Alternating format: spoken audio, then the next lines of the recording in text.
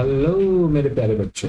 तो आज हम हैं सेकंड क्लास में, दूसरे पार्ट में रैशनल नंबर के। कल के पिछले वाले क्लास में हमने रैशनल नंबर को समझा था। नंबर क्या है, रियल नंबर क्या है, इमेजिनरी नंबर क्या है, और हमने इंटीजर भी देखा था, रैशनल, इरेशनल, इंटीजर और फिर डेसिमल, ये सब हमने देखा था और काफी अच्छे से हमने समझा था। आई होप सो आपके सारे डाउट क्लियर हो गए होंगे। अभी भी कुछ डाउट है तो go back to that video, और वीडियो को, उस वाले वीडियो को भी मैं यहाँ ऊपर लिंक कर दूंगा, आप वहां से देख सकते हो। आई सेक्शन में क्लिक करके ऊपर देख सकते हो।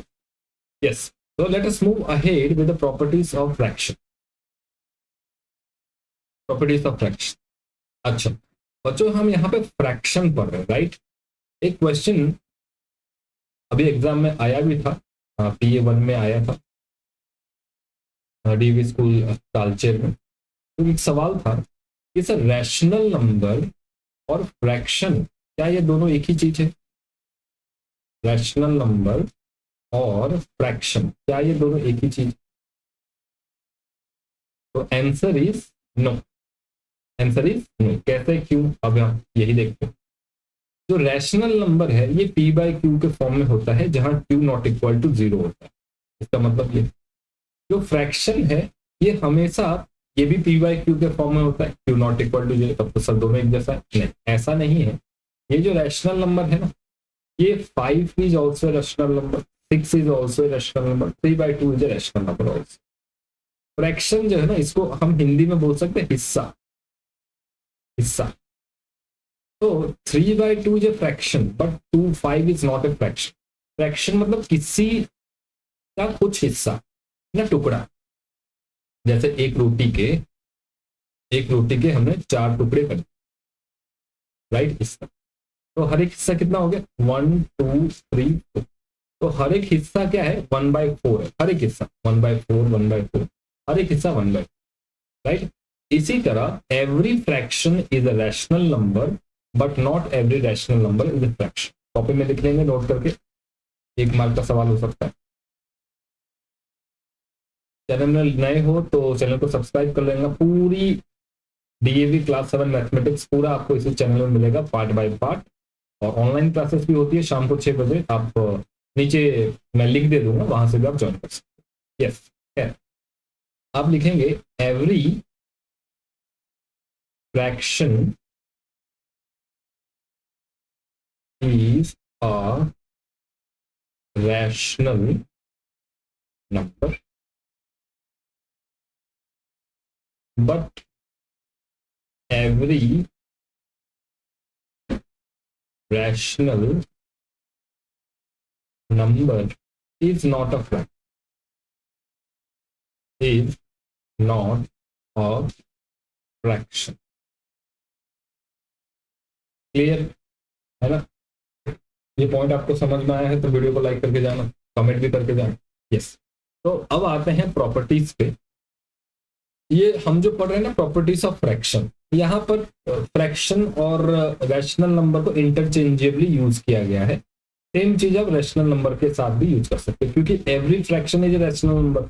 यानी फ्रैक्शन की बात कर रहे हैं तो रैशनल नंबर की बात हो ही रही, राइट। यस, तो अगर P/Q एक फ्रैक्शन है तो ऊपर में कुछ मल्टीप्लाई करो, नीचे में कुछ मल्टीप्लाई करो, कोई फर्क नहीं पड़ता। Let us take for an example 5/2। ये एक फ्रैक्शन, इसमें ऊपर में 3 मल्टीप्लाई कर देता हूँ, नीचे में 3 मल्टीप्लाई कर देता हूँ, कोई फर्क पड़ेगा? क्यों? 3 और 3 कैंसिल हो जाना है ना। इसका क्या जाता है? कुछ नहीं जाता। आराम से बोला आ जा भाई 3, 2 भी बुलाएगा आ जा भाई 3, कोई दिक्कत नहीं, राइट। तो ऊपर में कुछ मल्टीप्लाई करो, नीचे में कुछ मल्टीप्लाई करो, कोई फर्क नहीं पड़ता, क्योंकि कट ही जाए। Next, let us go to the second one. Second one भी वही है, 5/2 है कोई फ्रैक्शन। मैंने ऊपर में कुछ डिवाइड किया, लेट सपोज 3, नीचे में कुछ डिवाइड किया, लेट सपोज 3। तो ये भी वही चीज सेम, क्योंकि ये दोनों कट जाना। आपके मन में सवाल आ रहा होगा, सर फिर 5/2 ऊपर में 3 ऐड कर दूं, नीचे में 3 ऐड कर दूं तो चलेगा? हाँ, बिल्कुल नहीं चलेगा। जैसे अब ये कटेगा नहीं ना, 3 और 3 कटेगा नहीं, कटेगा नहीं तो फ्रैक्शन चेंज हो जाएगा। 5/2 ऊपर -3, नीचे -3, अभी ये भी नहीं होगा। है ना. This is also not same as 5/2. This is also not same as 5. Fraction का वैल्यू चेंज हो जाए, राइट. फ्रैक्शन का वैल्यू चेंज हो, right. Next, give me thumbs up. अच्छा, इसको रहने देता हूँ. लिख रहे हैं तो लिखते रहो या फिर स्क्रीनशॉट लेते रहो. वीडियो को पॉज करते रहना बीच बीच में. जहां आपको लगे कि फास्ट हो रहा है तो उसको पॉज कर दो. यस, दो fraction are said to be equivalent if their cross multiplication is true. ये तो आपने पहले ही पढ़ा है जब हम रेशियो को कंपेयर करते थे. Let's suppose there are two fractions 3/2 and another is 9/6. I have taken this as an example. Let us check if these two are equivalent or not. So what will we do? We will cross multiply, right? So 3 into 6, this becomes 18, and 2 into 9, this becomes 18. So this is also true. Next, a fraction p by q is said to be in its simplest form. This is very important. इसको mark कर लें. Very important. Okay, this is very important. A fraction p by q is said to be in its simplest or lowest form if p and q have no common factor other than 1. अरे बाप रे, बहुत मुश्किल लग रहा है sir. क्या है no common factor other than 1? Factor निकालते रहेंगे क्या सर? बहुत मुश्किल है, नहीं समझ में. देखो, मैं कहूँ 15/5, तो इसका क्या हो सकता है सर? क्या ही हो सकता है? कट सकता है ना. 5 1 जा 5, 5 3 जा 15. तो अब ये 3/1 इसका सिंपलेस्ट फॉर्म. लेकिन मैं कहूँ 5/2, अब ये कुछ काट पीट हो सकता है? नहीं.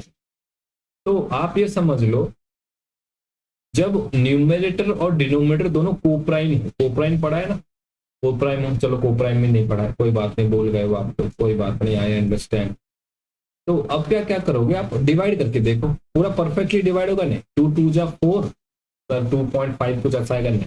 परफेक्टली डिवाइड होना चाहिए. परफेक्टली डिवाइड होना चाहिए. तो यहाँ पे परफेक्टली डिवाइड नहीं हो रहा है, तो इसका मतलब यही सिंपलेस्ट फॉर्म में. न्यूमिनेटर और डिनोमिनेटर परफेक्टली डिवाइड होगा, तब जाकर के वो सिंपलेस्ट फॉर्म में. नेक्स्ट, अब देखते हैं फ्रैक्शन को कंपेयर कर. अभी थोड़ी देर पहले हमने इक्विवेलेंट बनाने की कोशिश की थी, अब देखेंगे कंपेयर कर. एक फ्रैक्शन है p/q, एक फ्रैक्शन है r/s. कंपेयर करने के लिए क्रॉस मल्टीप्लीकेशन करेंगे. p into S, r into Q. जब ये क्रॉस करेंगे तो देखेंगे अगर p into S r into Q से छोटा है, इसका मतलब पहला फ्रैक्शन दूसरे फ्रैक्शन से छोटा है. सेकेंड करके देखेंगे. अगर बराबर कैसे है? अभी थोड़ी देर पहले देखा था, p इंटू एस और r इंटू क्यू. अगर ये बराबर है तब ये भी बराबर हो जाएगा. ऐसा करके देखेंगे.